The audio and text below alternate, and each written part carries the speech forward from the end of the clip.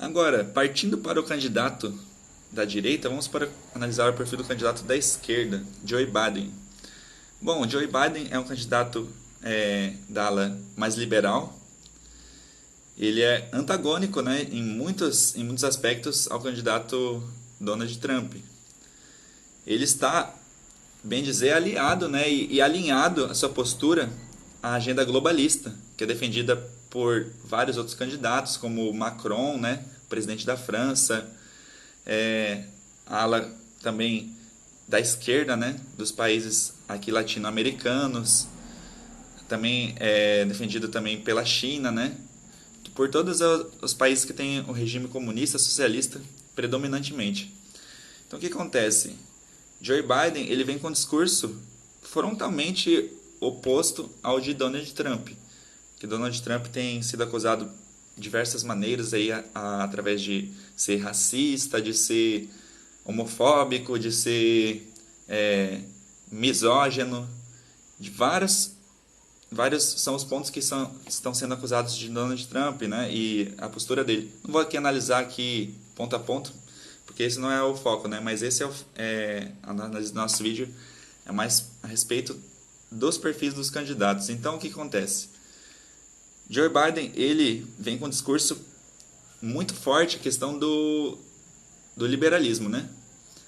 E de uma esquerda mais social, uma esquerda que realmente ali vai promover mudanças ali em prol da população.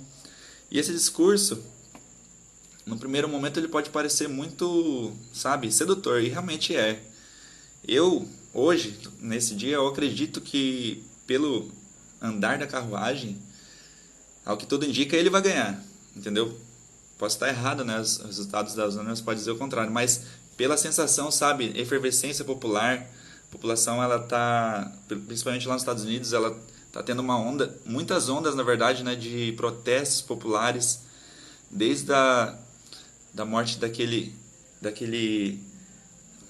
cidadão negro, né, que foi brutalmente assassinado, né, pelos policiais, e vários movimentos como a NBA, né, que é a Liga de Basquete Norte-Americana, ela tinha na eleição passada, em 2016, 20% de adesão dos atletas, e agora 96% dos atletas da NBA, eles se inscreveram, né? Fizeram ali a inscrição para fazer o seu voto.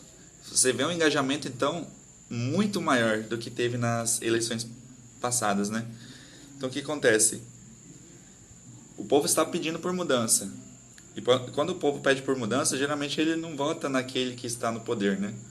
Quando o povo está insatisfeito, quando o povo está revoltado com as situações atuais, geralmente eles clamam por quê? Por oposição, né? E de fato é o que está acontecendo, né? Nesse momento, né? As agendas globais são favoráveis também à vitória de Joe Biden, como nós citamos anteriormente. Então, assim, a vitória de Joe Biden, ela vai ter uma implicação profética também muito significativa, porque Joe Biden, ele ganhando, essas políticas que foram mencionadas no vídeo anterior, falando a respeito de Donald Trump, né, dessas políticas pacíficas, né, acordos de Israel, ela vai ter uma arrefecida, ela vai ter uma enfraquecida e vai diminuir essa ênfase, né, provavelmente para dar ênfase a outras agendas que Joe Biden vai colocar como prioridade, como ele já bem falou, questão climática,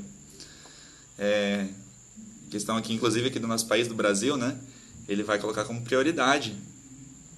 E questões também de igualdade de gênero, como ele já mencionou, né, que pretende mudar algumas leis norte-americanas que favoreçam, né, a mudança de gênero, inclusive de crianças. Então, amigos, com certeza, se Joe Biden ganhar, vai favorecer muito, e muito mesmo, um cumprimento profético que está sendo pregado, né, há muito tempo, né, há mais ou menos uns 150 anos, a respeito das leis dominicais. Aí você pode se perguntar, né, às vezes muitos de vocês nunca ouviram falar a respeito dessas leis dominicais. O que seria isso, leis dominicais? Bom, as leis dominicais, elas servem para o quê?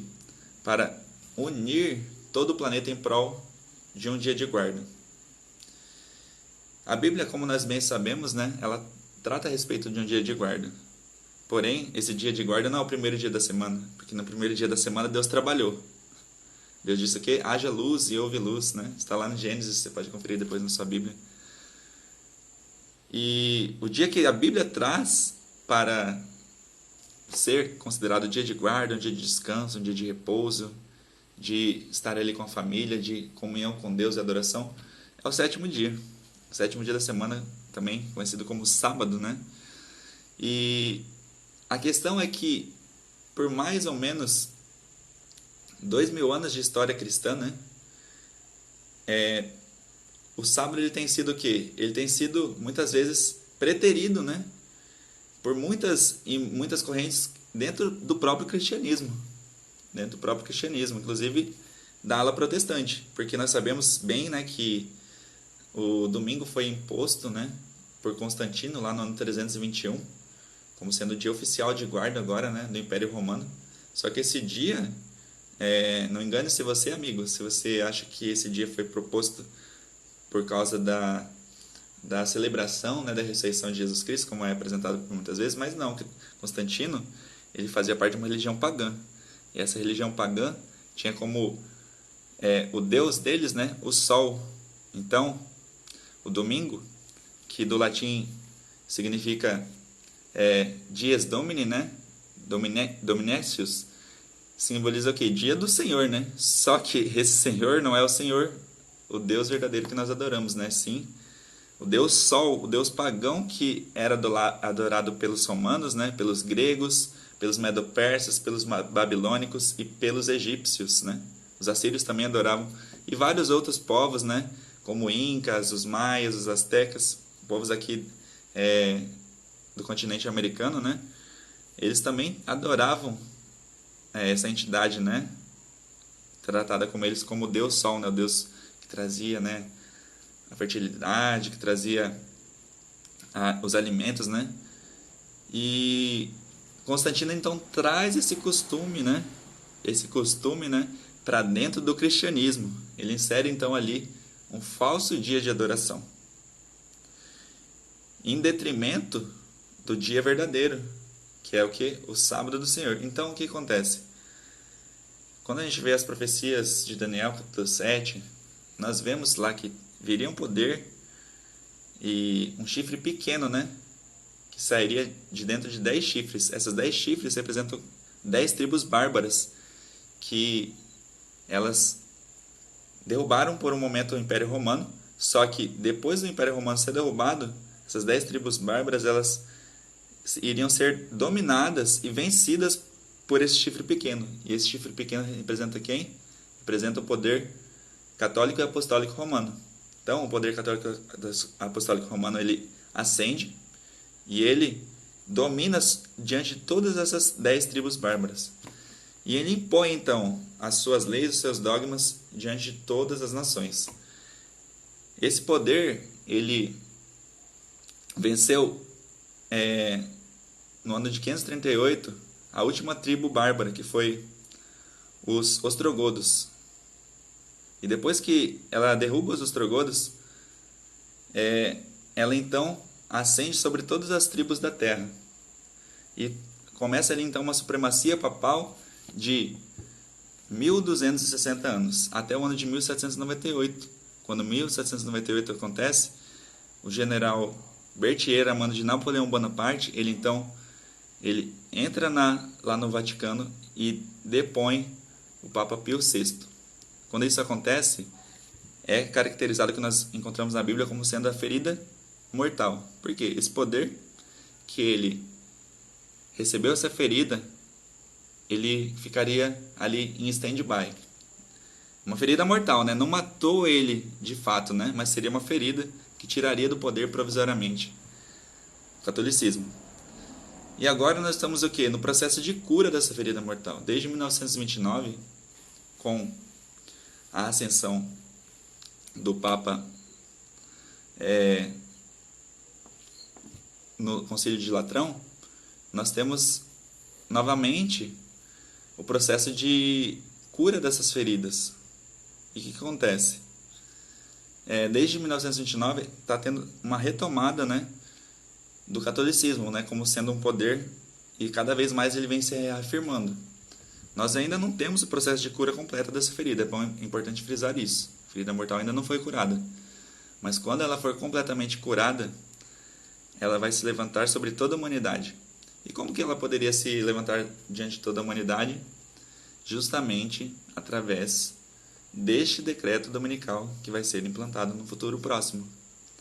Porque o governo americano, quando ele estabelecer leis que favoreçam um dia de descanso ali, nacional, e esse dia de descanso vai ser o primeiro dia da semana, em detrimento do 7º dia. Quando esse dia for estabelecido, ele vai estar então fazendo assim uma homenagem e formando então a imagem da besta. Então, o que acontece? Quando essa imagem da besta ela é formada, então, novamente, Roma ela tem a sua ferida curada. Isso, os Estados Unidos fazendo, todos os países também do mundo vão imitar-lhe o exemplo. Hoje nós temos diferenças políticas, hoje nós temos divergências, mas a profecia diz que toda a terra ela vai se curvar novamente diante de Roma. Então, amigos, só para fazer um parêntese, né? Nós não sabemos quem vai ganhar essa eleição. Pode ser que Trump ele contrarie novamente as pesquisas, né? E ele se estabeleça como presidente pelo segundo mandato, ou pode ser que as indicações, né, os prognósticos, eles acertem e Joe Biden saia vitorioso. Então, como nós vimos, nós temos um conflito aqui de teologias. Primeiro, teologia dispensacionalista, né, que é favorecida pelo presidente Trump, e a teologia que prega a respeito do decreto dominical, né? Elas estão em oposição. Qual será que vai sair predominante?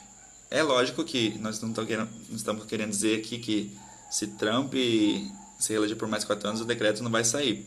Pode ser que ele saia por outras vias, mas como nós dissemos, por a questão dele fazer oposição ao globalismo, oposição muitas vezes já fez também ao Papa, é muito mais difícil que saia, né, no seu mandato, mas pode ser que saia, né, por outras vias, como nós falamos. As igrejas protestantes também vão pedir, né, para que se faça, né, essa imagem, né? Então pode ser pela via protestante. Agora, os católicos e Joe Biden ganhando, né, que ele inclusive é católico, com certeza vai favorecer muito a mudança de mentalidade norte-americana pró, né, globalismo, né? E não nos esqueçamos que a Agenda 2030 da ONU, né, ela já está caminhando para isso também. Conscientização global, conscientização climática. E é bem provável que com Biden no poder isso possa ser facilitado. Não sabemos se no primeiro ou no segundo mandato dele, mas com certeza isso seria facilitado e muito pela questão da afinidade política e religiosa que ele possui, né, com o Papa Francisco. Então, irmãos, isso só foi somente um esboço, né? Tem muitas outras nuances que nós poderíamos abordar, mas em essencial nós frisamos esses aspectos. Se você tiver alguma dúvida, quiser saber mais sobre esses assuntos, nos procurem, comente aqui no vídeo, mande mensagem para nós. Nós vamos com certeza estar muito felizes em esclarecer esses assuntos para vocês. Nós possamos orar e vigiar, porque o tempo está próximo. Deus abençoe cada um de vocês. Fiquem na paz do nosso Senhor Jesus Cristo. Um abraço.